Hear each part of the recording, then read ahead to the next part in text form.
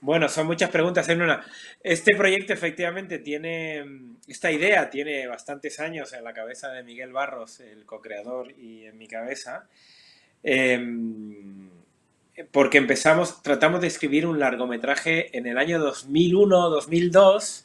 Estuvimos Ujú. desarrollando un proyecto de largometraje con esta misma idea, pero no terminó de salir el proyecto.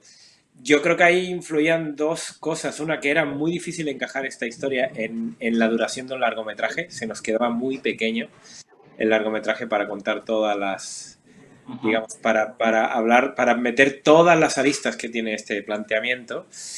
Y, y por otro lado, yo creo que también había un factor que tenía que ver con que en aquel momento todavía no había ocurrido la crisis de 2008, que yo creo Ujú. que no solamente ha cambiado muchas cosas en nuestra realidad, sino que ha cambiado también nuestra percepción de la realidad. En aquel momento el planteamiento de los favoritos de Midas no resultaba tan interesante a los lectores, a los que ofrecíamos el guión, como ha aparecido ahora, después. Ujú. Ese ha sido uno de los factores. La duración ha sido un factor importantísimo también porque efectivamente en una miniserie de 6 episodios da tiempo a desarrollar todo lo que hay que desarrollar y la historia coge más matices que la hacen más interesante que en un largometraje. Ajá. Por otro lado, también nos permitía plantear mejor la vuelta de tuerca que a Miguel Barros y a mí nos parecía imprescindible para que adaptar el relato de Jack London tuviera sentido hoy en día. Jack London escribió un relato muy cortito en el que lo que más peso tiene es el planteamiento, el chantaje en sí, y que resuelve rápidamente, digamos, en cuanto a sus personajes.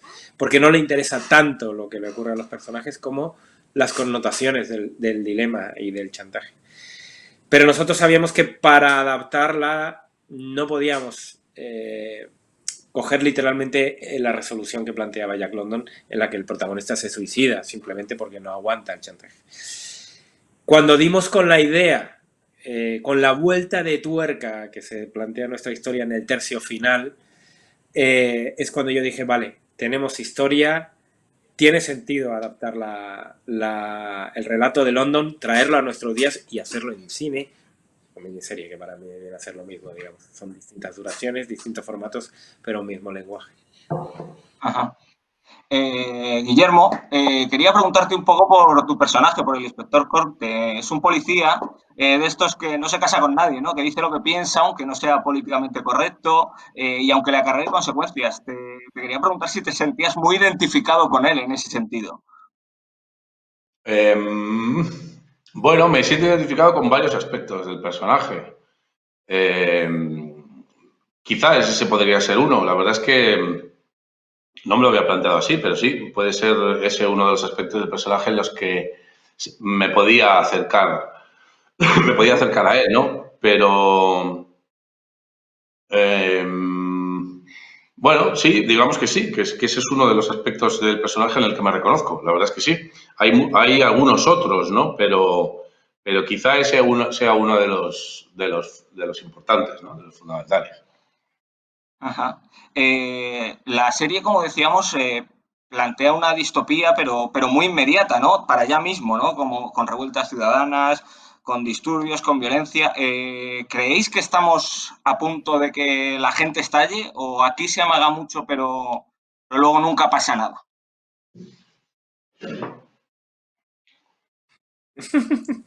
¿Quieres contestar tú, Willy? ¿O Venga, contesto yo? Guillermo, que he hablado menos.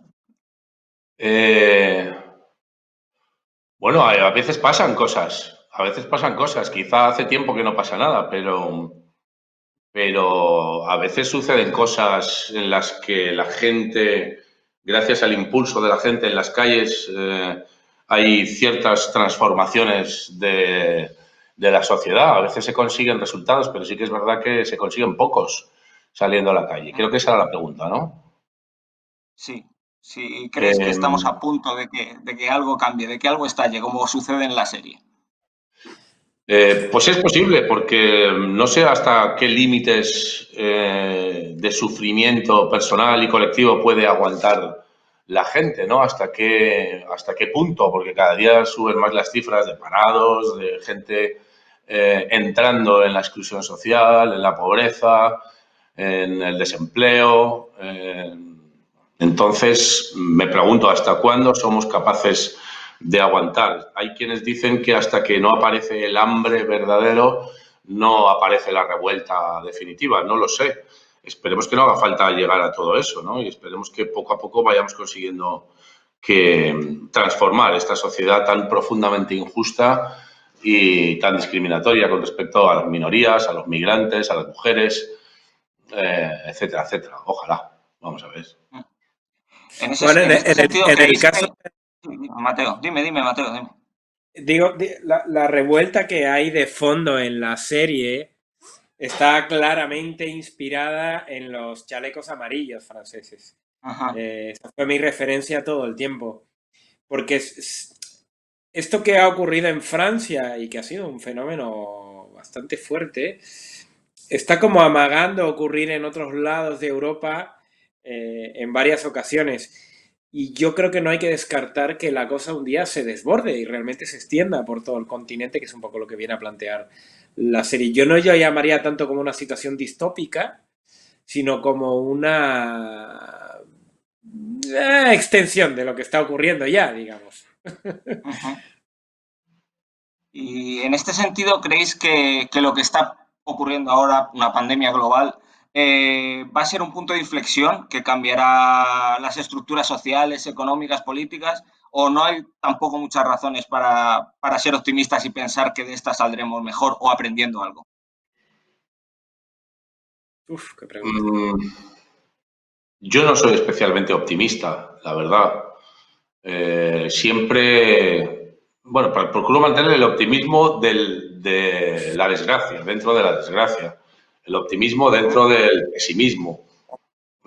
Siempre mi amigo y hermano Alberto San Juan me dice que es imposible ser de izquierdas y ser pesimista, ¿no?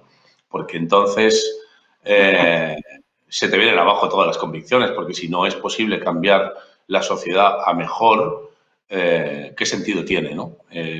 Lo que pasa es que las estructuras, por ejemplo, mira, todo lo que se está hablando ahora es respecto al coronavirus, ¿no? Por fijarnos en la actualidad. Ya podemos ponernos mascarillas, ya podemos encontrar una vacuna, ya podemos llevar hasta el extremo el confinamiento, la distancia social, etcétera, etcétera, que está más que demostrado que hasta que no se termine con el sistema capitalista, que es el responsable directo, por ejemplo, de las pandemias que estamos viviendo últimamente debido a la destrucción del medio ambiente y a la producción capitalista de los alimentos, sobre todo de las industrias animales, son las que están facilitando el hecho de tener un grupo animal de miles y miles y miles de individuos encerrados en una granja de pollos, por ejemplo, o de cerdos, o etcétera, etcétera, donde están hacinados, es el caldo de cultivo perfecto para la propagación de virus y de enfermedades que se transmiten al ser humano a la hora de comerlos. Entonces, el sistema capitalista de producción, el sistema de producción capitalista ya está más que demostrado el responsable de estos virus, ¿no? De los virus respiratorios, del mal de las vacas locas aquel, del ébola, de la gripe aviar de hace unos años, etcétera, etcétera. Eso está demostrado y publicado. Entonces, hasta que no le demos un giro de 180 grados a todo este sistema de producción y explotación, podemos poner todos los parches que queramos, pero la solución no viene por confinarnos a todos de manera salvaje durante meses, generando el sufrimiento y el dolor social que está generando, ¿no?